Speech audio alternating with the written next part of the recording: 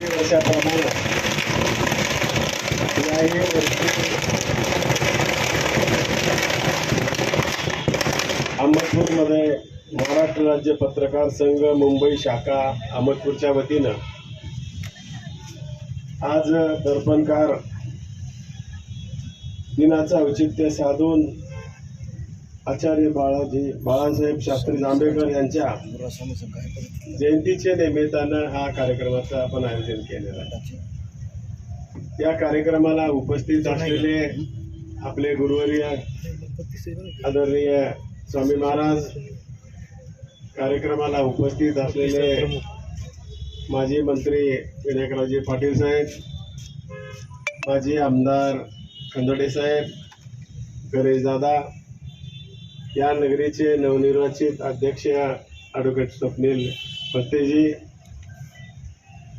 या कार्यक्रमाला उपस्थित असलेल्या आमच्या भगिनी तहसीलदार मॅडम पांगरकर, BDO पंकजी शेळके, उपस्थित असलेले सर्व नगरसेवक, डॉक्टर ऋषिकेश पाटील साहेब, डॉक्टर खडके साहेब, या पत्रकार संघाच्या अहमदपूर शाखेचे अध्यक्ष स्वामी महाराज, सचिव बाबासाहेब कांबळेजी, या समितीचे सर्व पदाधिकारी, उपस्थित असलेले माझे पत्रकार मित्र, बंधू आणि भगिनींनो, सर्वप्रथम बाळकृष्ण जांभेकरांच्या प्रतिमेला मी अभिवादन करतो।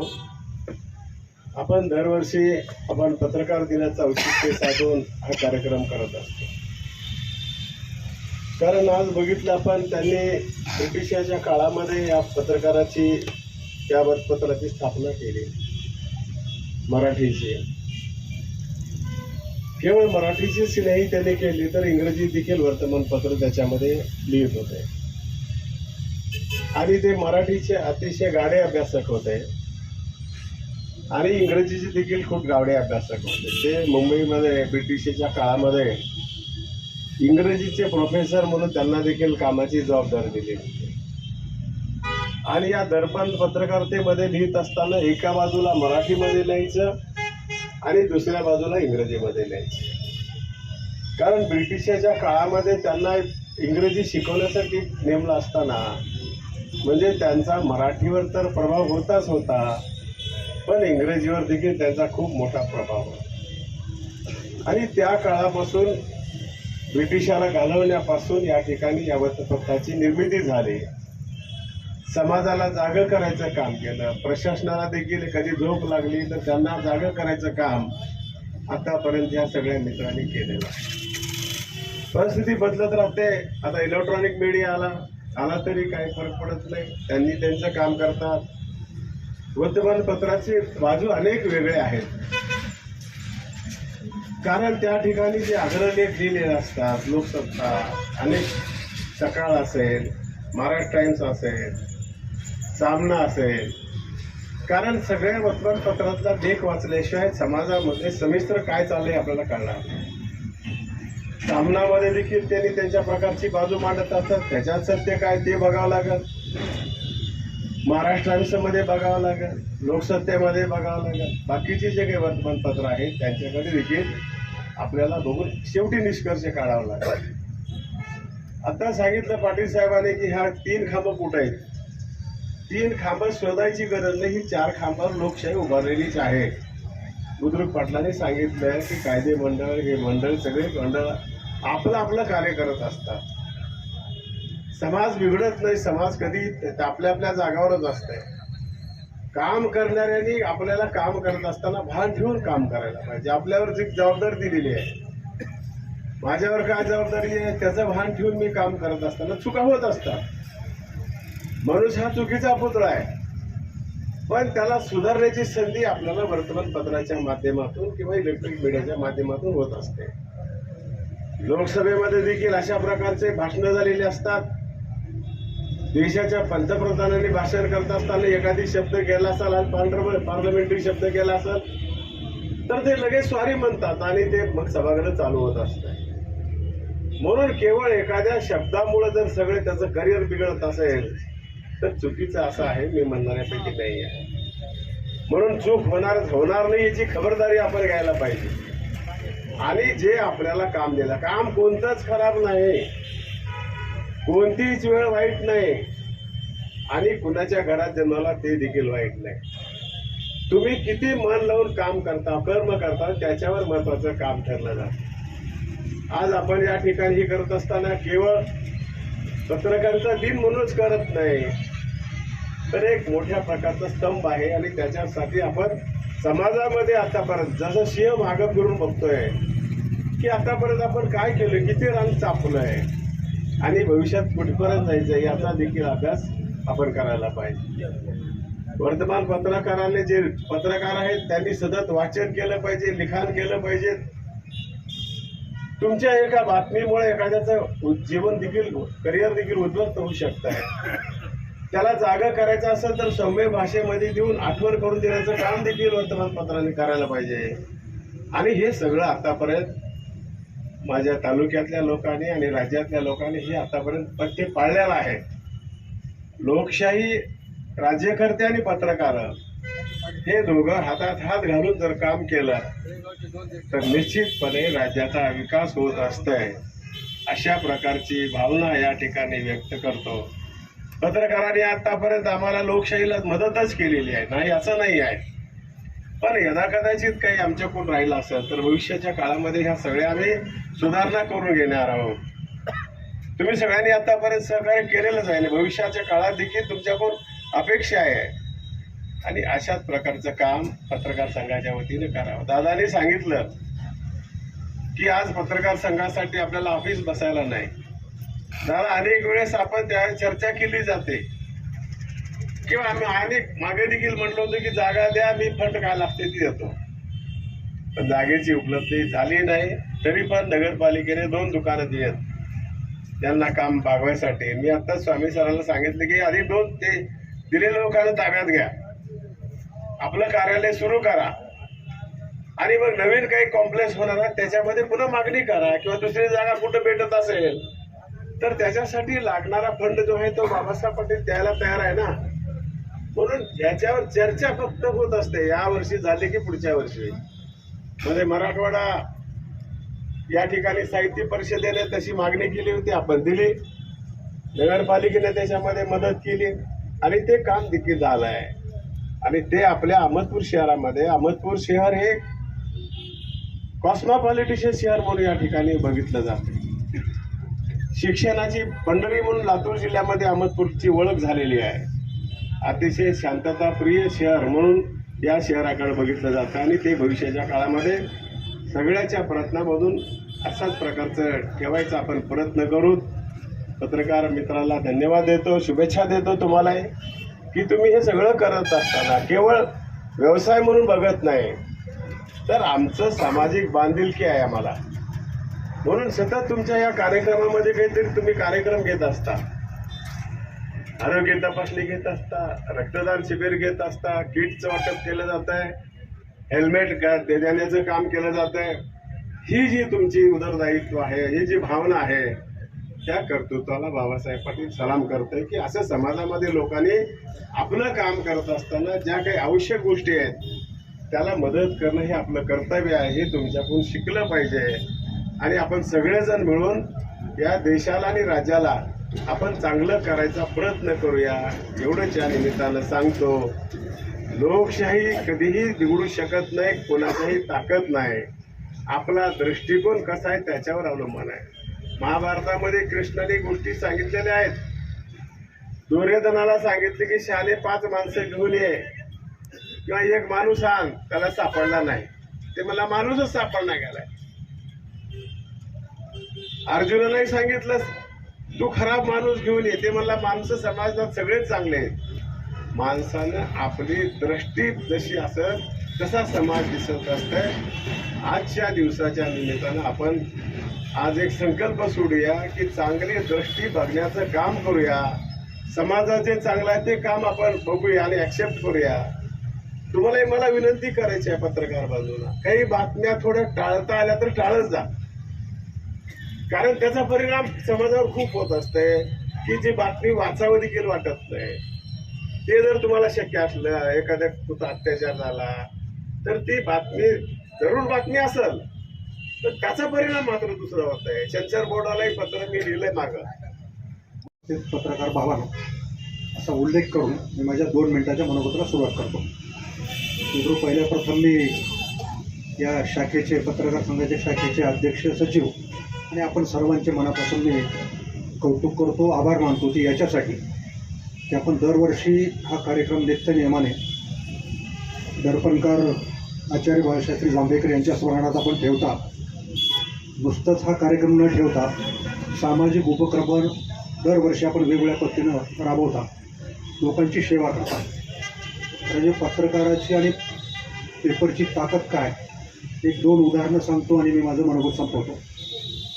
खरं म्हणजे लोकशाहीचे हे जे 4 आधारस्तंभ आहेत, त्या 4 आधारस्तंभापैकी तर सशक्त आणि मजबूत परिवर्तन घडवणारा जो कुठला स्तंभ असेल, शासन, प्रशासन आणि जनता याच्यामध्ये दुवा म्हणून काम करत असताना पत्रकाराची खूप महत्त्वाची भूमिका आहे. 1000 बका 1 लखा लिखा असं जे आपल्याकडे म्हणतात ते काही खोटं नाही. एकदा मी मार्मिक साप्ताहिक वाचत होतो, त्यात एक व्यंगचित्र पाहायला मिळालं. त्या व्यंगचित्रामध्ये एक म्हातारी काठी टेकत टेकत कोर्टाच्या दिशेने जात होती. त्रयस दोघंजण तिच्याकडे बघून चर्चा करत होते. एक विचारतोय म्हातारी कुठं जाते, दुसरा तिला उत्तर देतो तिच्या तरुणपणी तिच्यावरती बलात्कार झाला होता, त्या केसचा निकाल ऐकायला ती जाते. त्याचा परिणाम असा झाला की संबंध राज्यभर कोर्टाच्या जजेसच्या जागा रिकाम्या होत्या. एक कार्टून आल्याबरोबर 1 महिन्याच्या आत सगळ्या जजेसच्या जागा रिकाम्या असणाऱ्या भरल्या. ही ताकद त्या मीडियाची. परवा आपलं अहमदपूरचं उदाहरण सांगतो. मागच्या वर्षीचं तर कुठल्याकडे सोयाबीनची खूप मोठी आवक होती. सोयाबीनची मुदत एकदा संपली, पुन्हा दुसऱ्यांदा संपली. दुसऱ्यांदा आम्ही पाठपुरावा करून मुदत वाढवून घेतली. साहेबाचं एक पत्र होतं, माझंही पत्र होतं. एकदा आमच्या म्हणण्यावर दिली, तर दुसऱ्यांदा जेव्हा आम्ही गेलो त्यावेळेस त्यांनी किती वेळा मुदत वाढ द्यायची, कुठली खरेदी राहिली वगैरे टोलवाटोली सेक्रेटरी सुरू केली. आम्ही पत्रकारांची मदत घेतली, कुठली बातमी आकडेवारीसह लावली, बातमी फ्लॅश झाली, त्याच्या 3ऱ्या दिवशी मुदत वाढ मिळाली. हा या पत्रकारिता आणि बातम्याचा इम्पॅक्ट आहे. हा परिणाम, ही परिणाम करणारी संस्था, आता गुरुजीने उल्लेख केला, या पत्रकारितेचं काम करत असताना आम्ही छंद म्हणून काम करतो. ते थोडंसं सर होतं, एक ॲडिशन करतो, त्याला फोडून काढत नाही, त्यात ॲडिशन असं करतो, छंद आणि सेवा. सेवाभावीच आहे. कारण ते पत्रकारिता म्हणजे सतीचं वाहन आहे, ते काही सुखाचं नाही. एखाद्याच्या विरोधात बातमी छापली त्याच्या अंगावर घ्यावं लागतं आणि कायमची दुश्मनी राहते. आता मोठ्या मायाची माणसं फार कमी झालीत समाजकारणे, म्हणून तेही तुम्ही पत्करता. हे सतीचं वाहन आहे आणि आपण हे सतीचं वाहन गेले अनेक वर्ष चालवतात. अतिशय समर्पित भावनेने आपण हे काम करता, समाजाची सेवा म्हणून काम करता, त्याला जोडून सामाजिक उपक्रम राबवतात. त्याबद्दल आपले आभार मानतो. आणि या पत्रकार दिनाच्या निमित्ताने आणि नवीन वर्षाचा पहिला आठवडा आहे, म्हणून नवीन वर्षाच्या निमित्तानं आपल्या सर्वांना, पत्रकार असतील, अहमदपूरचे आमचे सर्व मित्र असतील, त्या सर्वांना मनापासून शुभेच्छा देतो की येणारं वर्ष आपल्यासाठी सुख समृद्धीचं. काय करतो की 25-30 वर्षापूर्वीची तुलना जर आजच्या वर्तमानपत्रातल्या खपाशी जर केली तर तो निश्चितपणे 10 पटीला अधिक खप आहे. लोकसंख्येच्या प्रमाणामध्ये आणि शिक्षणाचं प्रमाण जसं वाढलं तसं वाचणारे लोक खूप आहेत आणि म्हणून इलेक्ट्रॉनिक्स मीडियाचा परिणाम प्रिंट मीडियावरती फारसा झाला असं आपल्याला म्हणता येत नाही. उलट तुम्हाला आग्रलेख वाचायचे असतील, संपादकीय वाचायचं असेल आणि एखाद्या बातमी मागचं विश्लेषण वाचायचं असेल तर आज तुम्हाला प्रिंट मीडियाच अधिक, आणि प्रिंट मीडियाची विश्वासार्हता ही इलेक्ट्रॉनिक मीडियापेक्षा अधिक आहे. आणि म्हणून जे शुद्ध लोक आहेत ते वर्तमानपत्र वाचतातच. आणि म्हणून आपल्याकडं इथं दोन्ही तिचा हा जो संघ आहे आपला, तो इलेक्ट्रॉनिक्स मीडिया आणि प्रिंट मीडिया असा दोघांचा मिळून संघ आहे. आणि दोघंही आपल्या इथली पत्रकार संघाची सर्व मंडळी इतक्या चांगल्या पद्धतीनं आपल्या राजूरमध्ये चांगल्या पद्धतीनं काम करतायत.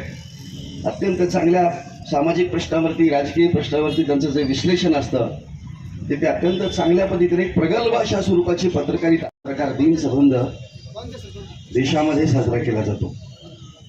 आणि ज्या मराठी पत्रकारितेची सुरुवात दर्पणकारांनी केली त्यांचा आदर्श पुढे ठेवून आज मराठी पत्रकारिता वाटचाल करत आहे. आता माझ्या पूर्वीच्या व्यक्तींनी काही सांगितलं की पत्रकारिता म्हणजे प्रिंट मीडिया आणि इलेक्ट्रॉनिक मीडिया याचं एक फार युद्ध सुरू आहे. जेव्हापासून इलेक्ट्रॉनिक्स मीडिया आलेली आहे त्याचा परिणाम प्रिंट मीडियावरती निश्चित झालेला आहे. परंतु आपण जर मागे एक सर्वे झाला होता अमेरिकेतल्या एका मोठ्या वर्तमानपत्रानं तो सर्वे केला होता आणि इलेक्ट्रॉनिक्स मीडियाचा परिणाम या आपल्या प्रिंट मीडियावरती किती होतो हे आजमावण्यासाठी त्यांनी केलेला तो सर्वे होता. 20 वर्षामध्ये म्हणजे आपल्याकडे तर आत्ता गेल्या 25 वर्षामध्ये इलेक्ट्रॉनिक्स मीडिया आलेला आहे.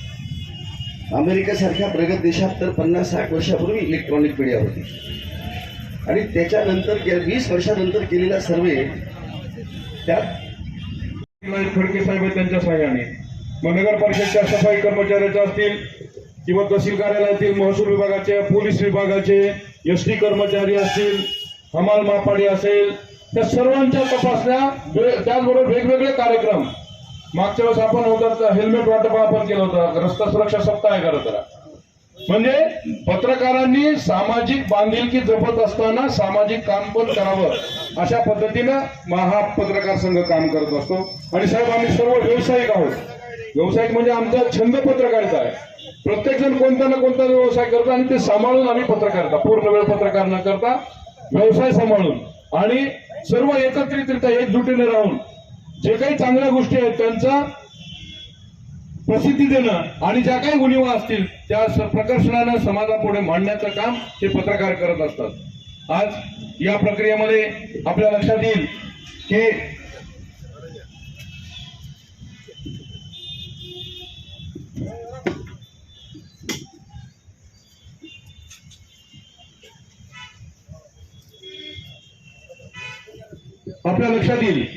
आजची पत्रकारिता ही सोशल मीडियावरती गेलेली आहे. सगळ्यांना इन्स्टंट पाहिजे. साहेब ते असेल तरी आम्ही सर्व आता सोशल मीडियाच्या पत्रकारांची संख्या वाढली. प्रिंट मीडियाचे महत्व कमी झालं नाही पण महत्व तसंच आहे. मला माहिती आहे आपल्या घरी पूर्ण जेवढे आहेत तेवढे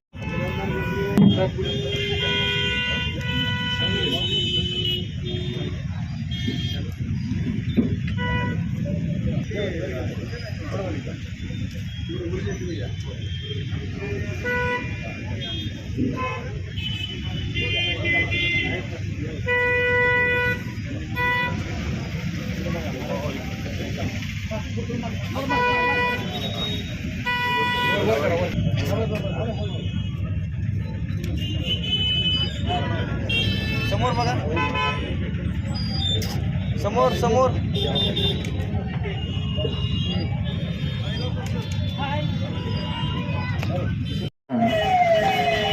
आजचा हा कार्यक्रम संपन्न होतो आहे. या कार्यक्रमाला महाराष्ट्र राज्याचे सहकार मंत्री माननीय नामदार बाबासाहेबजी पाटील साहेब यांचे या ठिकाणी आगमन झालेलं आहे. त्यांचं मनपूर्वक हार्दिक हार्दिक स्वागत. सर्व मान्यवरांना विनंती करतो की कृपया आपण आचार्य बाळाशास्त्री जांभेकरांच्या प्रतिमेचं पूजन या ठिकाणी करायचं आहे. सन्माननीय माजी आमदार बबनरावजी खंडारे साहेब, भारतीय जनता पार्टीचे प्रमुख प्रवक्ते माननीय गणेशदादा हाके पाटील, नगरसेवक सन्माननीय कोकटे सर, तसेच निखिल भाया कासराळे, या महाराष्ट्र राज्य मराठी पत्रकार संघाचे तालुका अध्यक्ष विश्वंभर स्वामी सर, सचिव बाबासाहेब वाघमारे आणि सर्व पत्रकार बांधवांच्या उपस्थितीमध्ये बाळाशास्त्री जांभेकरांच्या प्रतिमेचं पूजन या ठिकाणी